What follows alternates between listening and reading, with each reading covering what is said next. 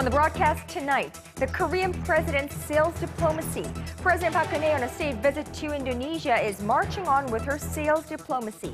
The Korean leader continues to make efforts to boost economic ties with the fourth most populous nation in the world and will also hold a bilateral summit with the Indonesian president, Susilo Bambang Yudhoyono.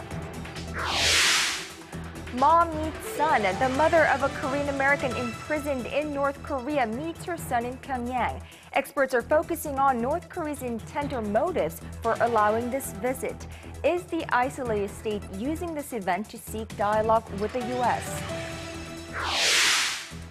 And progress. It's been seemingly non-existent in Washington for weeks as Republicans and Democrats drew their lines in the sand and talked vociferously at each other, but not to each other. 10 days into the government's partial shutdown, the tide appears to turn. We'll have the latest on Early Edition at 6.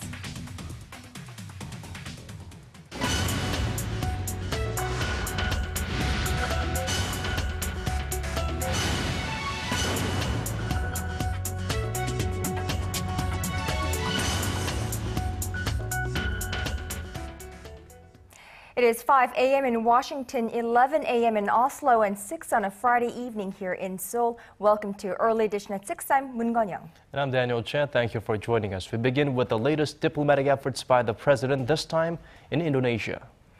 Right, strengthening economic ties with Indonesia was on the top of President Park Geun-hye's mind at a business investment forum in Jakarta on this Friday, where she called for the signing of a comprehensive economic partnership agreement as soon as possible. Now, President Park said the two nations should take specific actions to reach their goal of $100 billion in bilateral trade by the year 2020 and stressed that the agreement would cover cooperation in various fields and contribute to the shared growth of the two economies. President Park also toured the local engineering center of Daewoo Shipbuilding and Marine Engineering, which won a bid to export 3 submarines to the Southeast Asian country last December.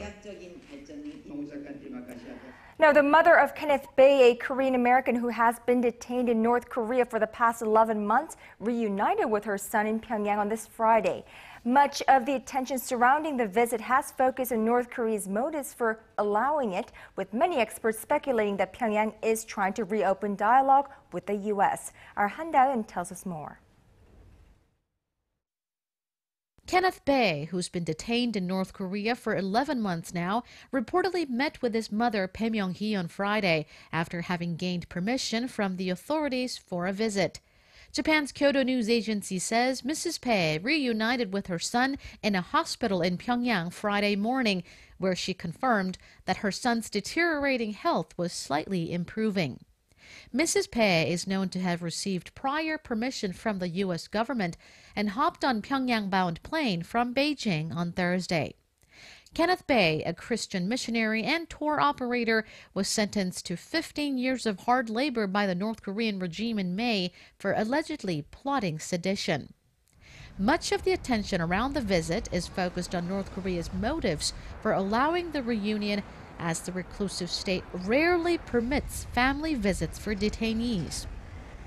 Interpretations vary, but most experts agree that Pyongyang is trying to use the case as a bargaining chip to reopen dialogue with the U.S. Some experts have also said that Pyongyang and Washington may have made arrangements for the visit through unofficial diplomatic channels. In August, North Korea invited U.S. envoy Robert King for a visit, and he was widely expected to seek Bae's release. But the North withdrew the invitation soon afterward in protest of a round of South Korea-U.S. joint military drills. Han Da-eun, Arirang News. And this just coming in, the winner of this year's Nobel Peace Prize has been announced, and it goes to the Organization for the Prohibition of Chemical Weapons. The group is being recognized for overseeing the dismantling of Syria's chemical weapons arsenal. And we'll have more on the most coveted of the Nobel honors in our later newscast. Now, shifting our focus, in the run-up to and during World War II, Japan ran a covert biological and chemical warfare research and development unit that carried out gruesome and lethal experiments on living human subjects. To raise awareness of the atrocities, an exhibition on the notorious Unit 731 has opened right here in Seoul. Our Kim Hyun-bin reports. Guinea pigs. That's what Unit 731 called its test subjects. Japanese colonial troops established a human testing lab in the 1930s in Manchuria, China. It will carry out the most horrendous biological and chemical research the world has ever seen, conducting 30 different types of inhumane and gruesome living body tests. With the cooperation of the Chinese government, the tools that were used during the testing are on display for the first time in Korea at the Independence Hall of Korea. This box was used to incubate viruses, bacteria, and microorganisms for use on the subjects. These tools were used to cut and hang live organs. These are all proof of Japan's past wartime wrongdoings. The exact number of people who died horrible deaths at the hands of Unit 731 is not known, but it's thought to be around 1,500. Most of the victims were Chinese. 6 Koreans were estimated to have died, but it could have been a lot more. In the 1930s, many Korean independence fighters switched nationalities to Chinese, so there could have been more victims of Korean descent than the estimates show. In 2002, Japan acknowledged the gruesome acts carried out by the Unit 731, but the Chinese victims say Tokyo showed no sign of genuine remorse. The Japanese government needs to restore the lives and dignity of the victims and need to compensate the victims' families. This issue, along with Tokyo's reluctance to offer a full and frank apology for its military use of sex slaves during the war, continue to stir up tensions in Northeast Asia. Organizers of the exhibition say it shows Tokyo needs to admit to and make amends for its wartime atrocities. Kim Hyun-bin, Arirang News. And moving on to the U.S. fiscal fight, the White House says no decision has been made on raising the U.S. debt ceiling. The Republicans had offered a short-term increase in the debt limit to ward off a potentially disastrous default. Well, despite no deal being reached yet, hopes are growing that the Republican offer of a short-term fix could jumpstart fiscal talks. Arirang News' Kim Hyun-gil tells us why it's promising. President Obama and House Republican leaders emerged empty-handed from a meeting Thursday on how to deal with the government shutdown and extending the U.S. debt ceiling. 20 Republicans, including House Speaker John Boehner, were at the White House to propose a 6-week increase in the nation's $16.7 trillion debt ceiling as a way to stave off the country's first-ever default. The proposal outlined by Boehner would maintain a partial government shutdown while Republicans and Democrats negotiate broader budget and spending issues. Obama had demanded the Republicans both reopen the government and raise the government's debt limit at least for a short period of time as a precondition to sitting down at the bargaining table. Republicans seem to be steering clear of the restrictions on Obama's healthcare reforms and spending that prompted the crisis in the first place. Instead, both sides are negotiating on how far to extend the debt limit and how much funding they would provide the government when it reopens.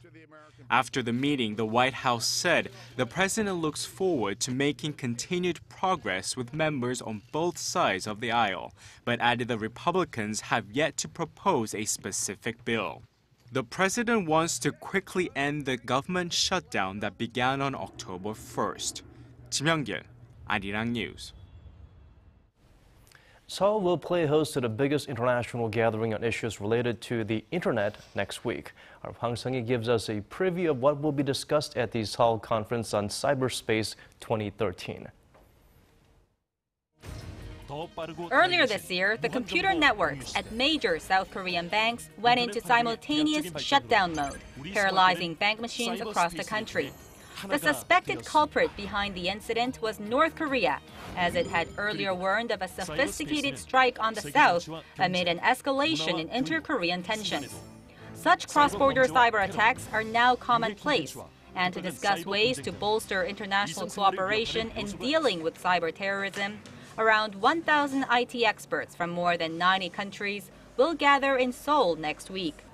Under the theme of global prosperity through an open and secure cyberspace, the Seoul Conference on Cyberspace 2013 will focus on 6 main issues: economic growth and development, socio-cultural benefits, cybersecurity, international security, cybercrime, and developing nations' capacity building. The organizing committee for the upcoming gathering says this year's meeting will differ from previous meetings as it's the first time that developing nations have been invited.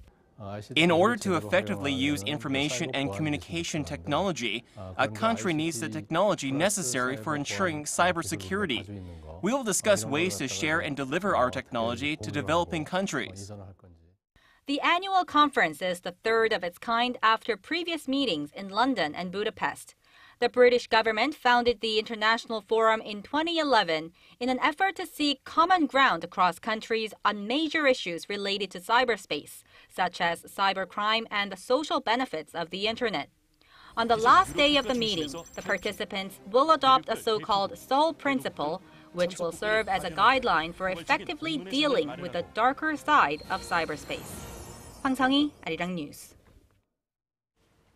More Korean conglomerates are facing government probes for allegedly evading taxes, creating slush funds, and conducting illegal intra-group transactions. On the latest to join this shameful list, here's Yudhoyono. Prosecutors on Friday raided the headquarters of the country's 26th largest conglomerate, Hyosung Group, and the home of the conglomerate's chairman, Cho Seok-lee, to seize accounting records. Investigation on the conglomerate began earlier this month after the National Tax Service accused Chairman Cho and 2 of its aides of plotting tax evasions. The country's tax agency also accused the group of manipulating its accounting books in the past 10 years to cover up the losses occurred in its overseas businesses in the wake of the 1997 Asian financial crisis. In a separate probe, financial regulators are also studying accounting books of the embattled Pyongyang Group on suspicion that it illegally arranged intra-group deals to hide financial difficulties of some of its affiliates. An affiliate of Pyongyang Group, Pyongyang Financial Services, last month filed a revised report on its financial records as it had dropped intra-group deals worth 180 billion won, or roughly $170 million, and some of its debts in its previous report. The revised report was filed when the group sought court receivership for its affiliates. The recent probes into the country's major conglomerates are part of the President Park Geun-hye administration's campaign to correct their unfair market practices prevalent in the past. Yudhoyono, Arirang News.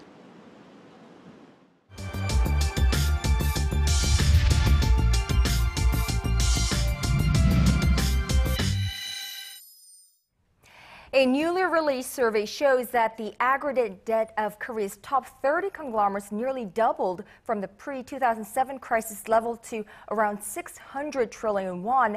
That's roughly $557 billion as of the end of 2012. Now, that means about 1/2 of this country's 30 largest business groups saw their debt-to-equity ratio rise and their ability to repay debt worsen from 5 years ago.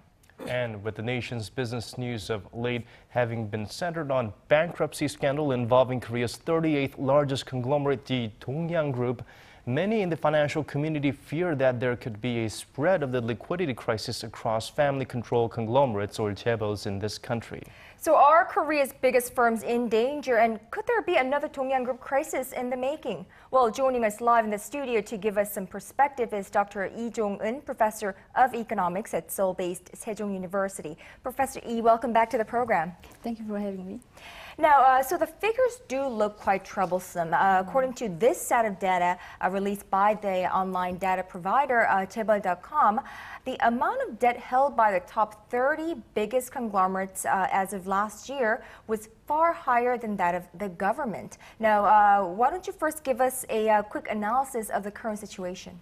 Okay, among the 3 large firms, 30 large firms, 14 now experience the worsening financial structure, and 8 of them now see that the ratio is above 200%, and 6 of them now looking at their interest coverage ratio is below 1. That means they are generating not enough operating income to cover their interest burden.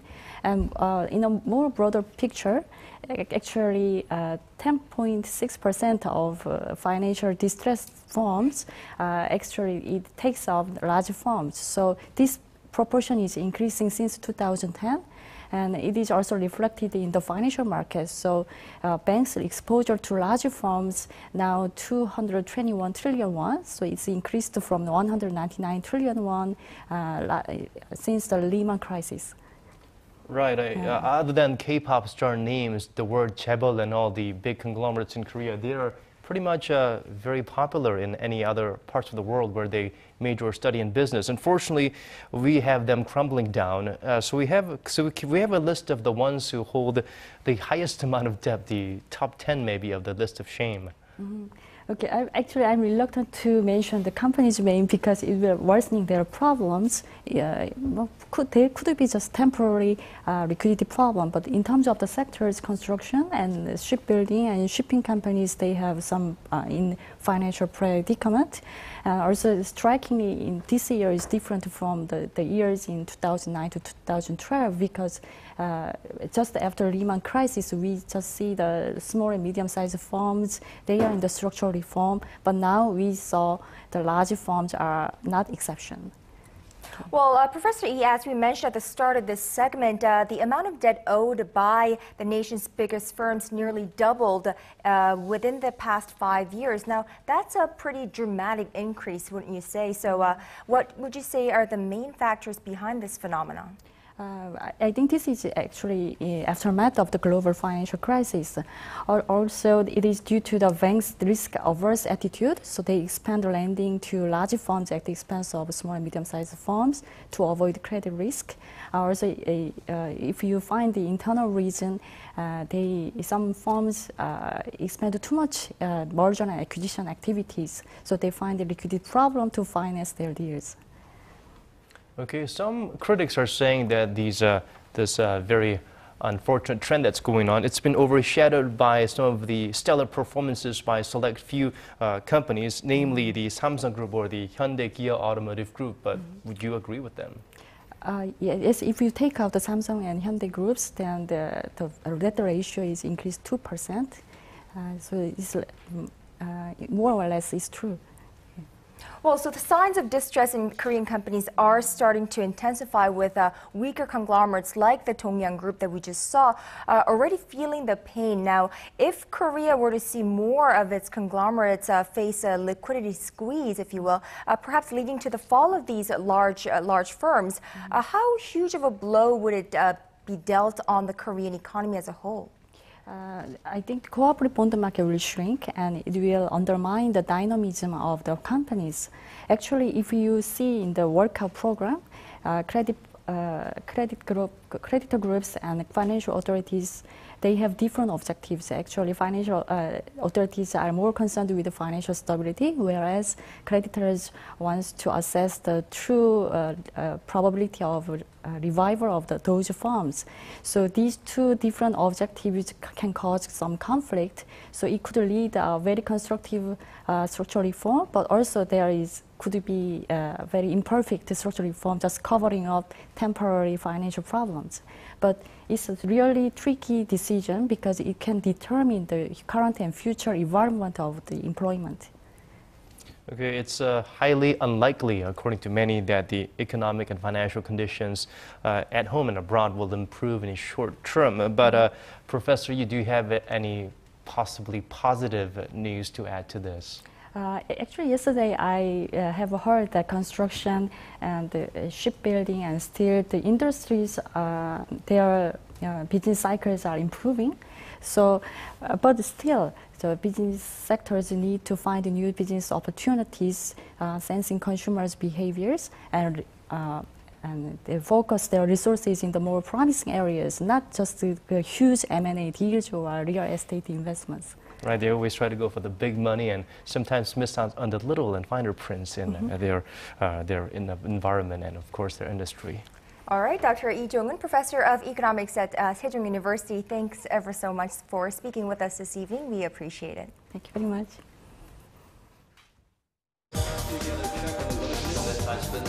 Digging deeper, getting to the bottom of stories that impact your life. Talking with you on air and online. Connecting you with heroes and experts to help you understand the world's most pressing issues. News and current affairs at its best with Moon Gun-young and Daniel Che on Early Edition at 6. Now shifting gears to the economy, Korean import prices rose by 2. Now for those of our viewers in Seoul, get ready to pay more for your taxi rides. Starting tomorrow morning, the base fare for your cab ride is going up by 0.25% to 3,000 won. Arirang News' Connie Lee has more. Hailing a cab is about to get pricier in Seoul. Starting 4 a.m. on Saturday, the base fare for taxis will increase to 3,000 won, or about $2.80. This is up 25% from the current 2,400 won, or about $2.20. The fares for deluxe taxis and van taxis will also go up by 500 won to 5,000 won, or to about $4.60. This is the first time in 4 years that taxi fares in Seoul are going up, following an outcry from taxi operators who said that current fares did not match inflation. Yet some taxi drivers say that the fare hike is still not enough. The basic fare is increasing, but realistically, it does not help relieve our financial woes. In addition to the hike in the base fare, passengers traveling by taxi between Seoul and 11 surrounding cities, including Ilsan and Pundong, will be charged an extra fee. This extra charge was abolished in 2009, but the Seoul city government is reintroducing it as part of its response to the taxi companies. The city says it hopes the price hike will enhance taxi services all around the city. The last time there was a fare hike was back in 2009, when the base fare went from 1,900 won to the current 2,400 won. Connie Lee, Arirang News. Let us shift gears from that depressing news to something more bright. Here's the Korean National Ballet Company presenting 3 contemporary ballet pieces by legendary French choreographer Roland Petit this weekend. Our Park Ji-won takes us to the scene. The Korean National Ballet presents 3 beloved masterpieces by the late French choreographer Roland Petit this weekend in A Night with Roland Petit. The Young Man in Death is one of the dance maker's most popular and well-known pieces for intense imagery and enticing plots. They show the young man's agony and desire. Seasoned dancer and Professor Kim Yong-gul, who was the first Asian soloist at the prestigious Paris Opera Ballet, plays the role of the young man. This piece was made in 1946 when Roland Petit was only 22, but its artistic value and modernity still resonate with contemporary audiences. The 45-minute ballet Carmen is another representative masterpiece by the late French genius. When the work was premiered in London in 1949, the piece created a sensation for its unconventional choreography and elaborate sets and costumes. This ballet is different from other classical ballets, as it features unique costumes and sets and other elements of spectacle. This production is the same as a previous one that the National Ballet Company brought to the stage back in 2010 under the direction of Roland Petit himself. But this is the first time the company will perform the work since the choreographer's death in 2011. The production will be held at the Seoul Arts Center's Opera Theater through Sunday. Park Ji-won, Arirang News.